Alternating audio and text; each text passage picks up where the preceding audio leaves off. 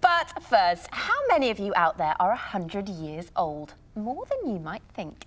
National statistics say there are 14,000 centenarians in the UK. And that's enough to fill the Birmingham Arena. Wow. Yeah, although presumably they need a lot more toilets. The latest addition to that exclusive 100 club received her telegram from the Queen this very morning. And as her granddaughter writes, she's a big fan of this show. Aw, here's what she wrote. 20 seconds. Where's my fucking water? I made it very clear I need a glass of water after exercise, or else white saliva forms at the corners of my mouth. Whose is this? That's mine now. Careful, it's fizzy. What? And I'm delighted to say Rose Haig joins us on the line now. Rose, are you there, my love? Well, of course I'm here. Where else would I be? Rose, many congratulations. Excuse me. Congratulations. Hello?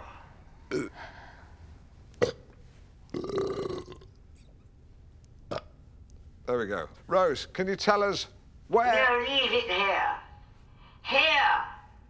Because if you leave it there, I can't reach it, you stupid girl. Rose, I believe your father was a captain Now, of course, stationed in the I army. grew up in the Raj, 1930s. Yes. It's perfectly pleasant. One can be rather misty-eyed. Of course, the hangover was rather botched.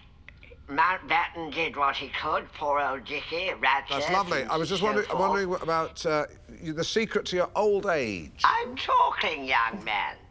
What? You Sorry. normally interrupt people when they're speaking. I've been called a young man for quite some time. Stop mumbling. Why are you staring at me? What's your name? I'm a Partridge. Your point being, we had a houseboy. Not a friend, you understand, an Right. employee. Okay. He used to run errands, and we called him Brownie. Right. Not the sharpest of fellows, but curiously, he was not an Indian. Okay. He was a Negro. And they are very different, because whilst physically stronger, they... Oh dear, we seem to have lost Rose there. But yes, a great achievement and a colourful character. Different times, and apologies there for the wind and the racism. Now, this one, it's called White Diamond. Ooh. Perhaps another one of Kirsty Allsop's bridesmaids. Did you have a drink before you came on? It's try that. champagne, lime cordial, big slug of Cointreau, white grape juice, and egg white.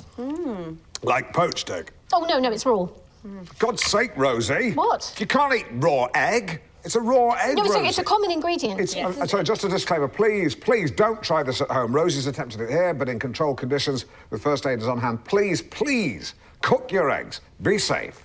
Be egg safe. Rosie, let me pick your brain.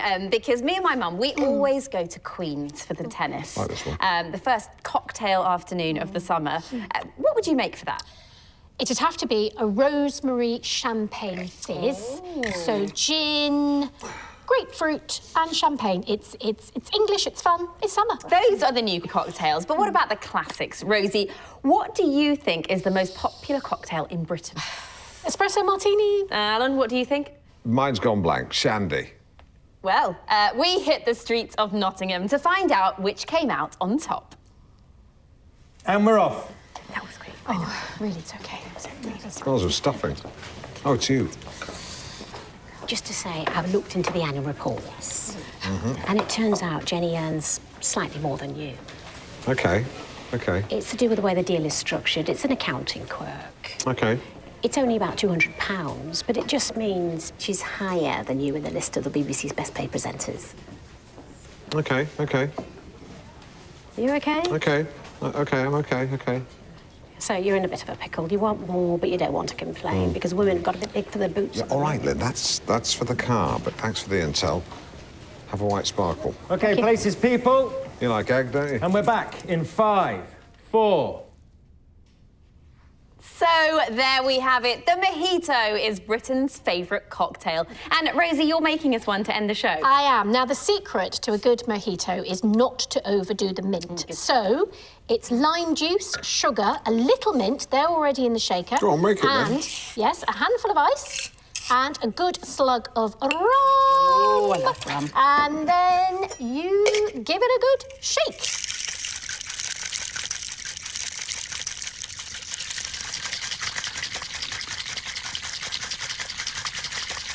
Stop looking at me. Certainly gave that what for. Would you like to have a go, No, Alan? not me. I never know where to look when I do that sort of thing. It requires a certain kind of confidence that, for whatever reason, I don't have. That's why I don't play the maracas. Give it here. All right. Stiff. It's loosening. Very stiff. Have you got it? All right. Okay. Take me, take it.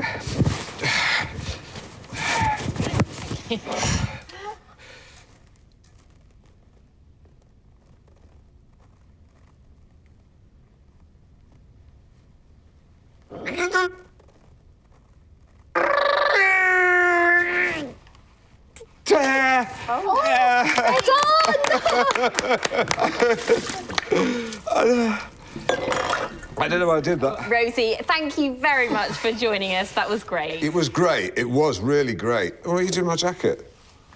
Sorry for bollocking you before about the raw egg thing. But don't do that again. Oh, and I believe Simon has an email. Simon.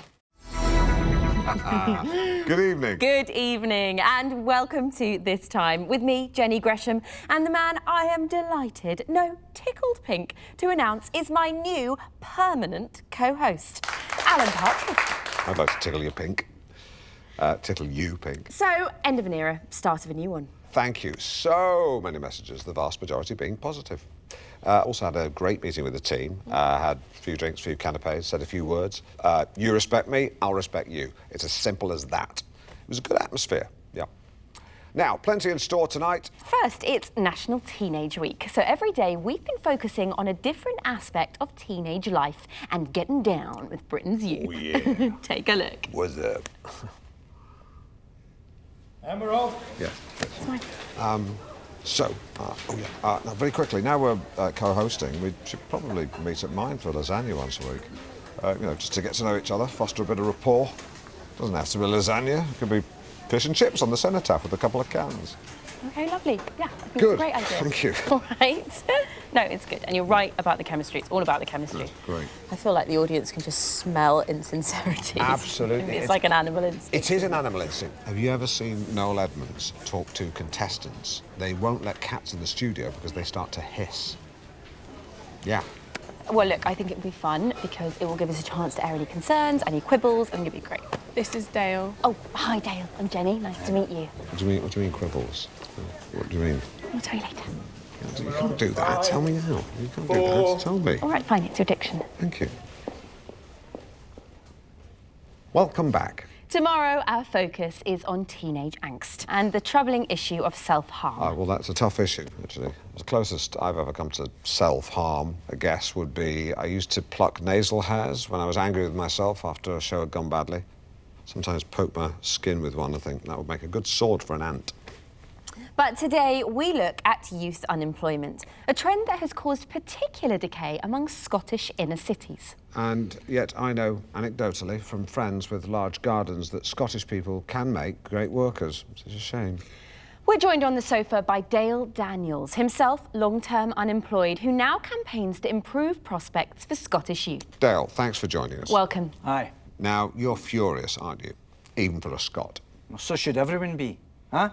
And they've Absolutely. got a so-called developed nation, you know, letting kids rot away in these estates, huh? When I Indeed. grew up, I thought you were... Please. when I grew up, there was industry, there was factories, and shipbuilding in the Clyde, you know, work if you wanted it. That's not there anymore, huh? And they've got- Absolutely. What? Sorry.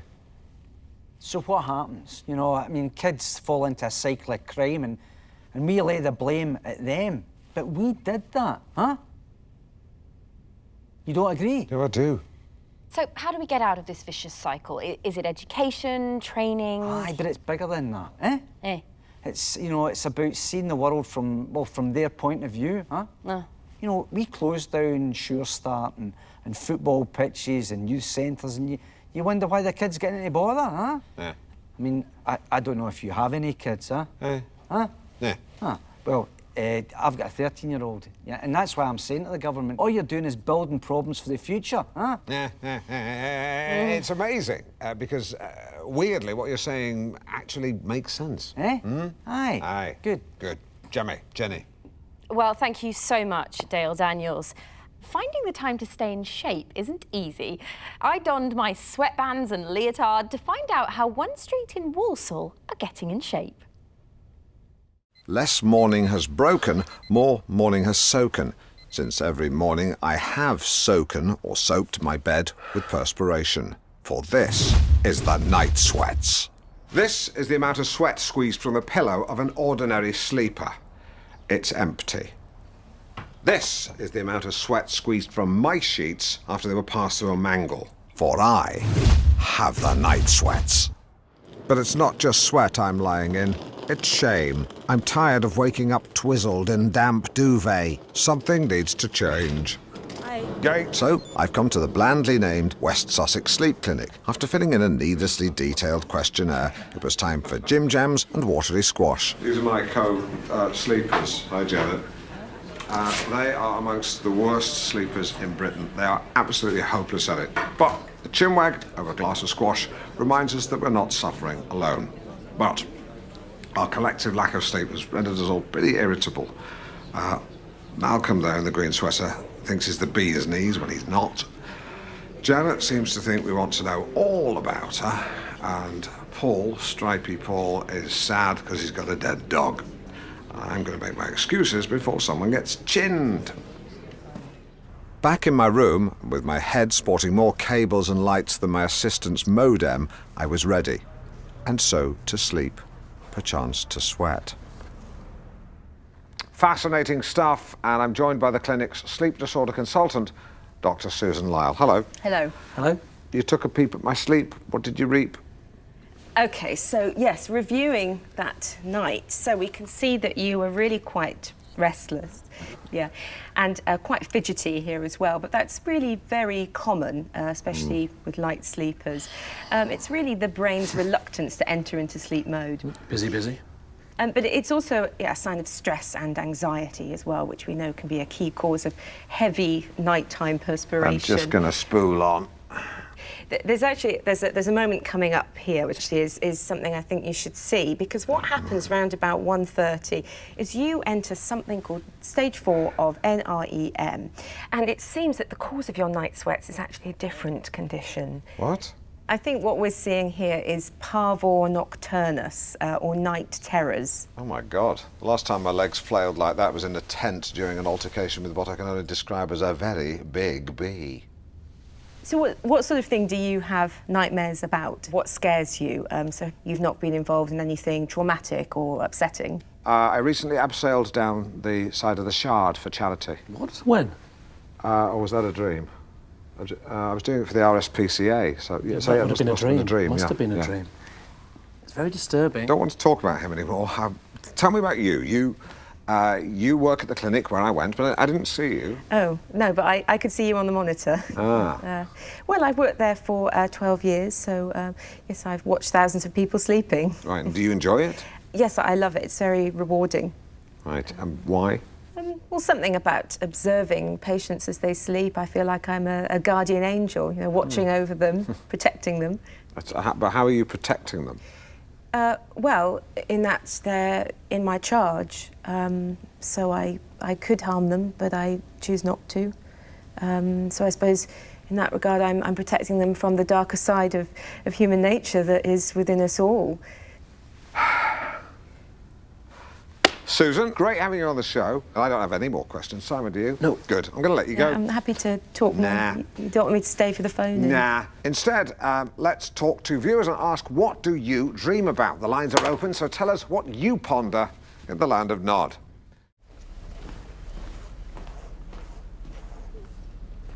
Hilary Couchman, Dr. Hilary Couchman.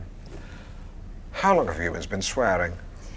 Well, curse words or vulgarities go back really as far as language itself, but when it comes to written English, we find profanities cropping up from the 13th century. So, something like this. So, should I wear gloves to handle The this? protocol is that the curator handles the material. Oh, okay. Right. I'm pretty sure I've seen Dr. David Starkey handling stuff like this on TV. And I've even seen them let Tony Robinson have a fiddle. The protocol is the curator handles the material. You said that. Do they ever let you guys go to an area just to relax? Because they should do. Maybe that should be part of the protocol. Swearing, swear words. One of the more prominent words is the word f***, but cunt too is also common across the Germanic and Scandinavian languages. We also find uses of piss, Couple shit, beeps out. What areas would these profanities emanate from? I'm thinking Manchester, Liverpool. no, from across the whole country. Okay. Now what we have here are parish records from Drayton in Shropshire, When would that be? 1295. That's what these trousers cost. So what these documents show is how the earliest instances of swear words were typically found in the names of places or people. So surnames often describe what someone was or did. Right. Here we have a listing for Henry Fuckerbeggar. Goodness me. Now back then, the word didn't have its current meaning. Okay. It actually referred to hitting or striking. Right, good. Well, hence the phrase, let's hire some Albanians to f*** him up. So there are terms that have fallen out of use. So here in 1740, we have the term Rantalian, very which means musical one whose word. scrotum is so relaxed as to be longer than his penis. One wonders whether that's due to a truncated member or distended testes. Well, I guess it's just chicken and egg. We also find some fairly vulgar slang words for penis, such as beard splitter and arse opener, whilst fellatio was known as bagpiping. Oh, makes sense. In the 1785 book, the Classical Dictionary of the Vulgar Tongue, we find the term to huffle. Would you like to have a guess at what that means? Oh, gosh, I'll have a bash. To huffle, the act of putting my head between a lady's breasts and huffling. That's, you get the picture. No, it's another word to fillate. Right, okay. I always find it amusing when I ask people that question, what answer I'll get. Right, well, that's an interesting part of the protocol. Thank you very much, Dr. Hilary Mantell. Couchman. One who likes to squat over another. It's my surname. Right, yes, of course.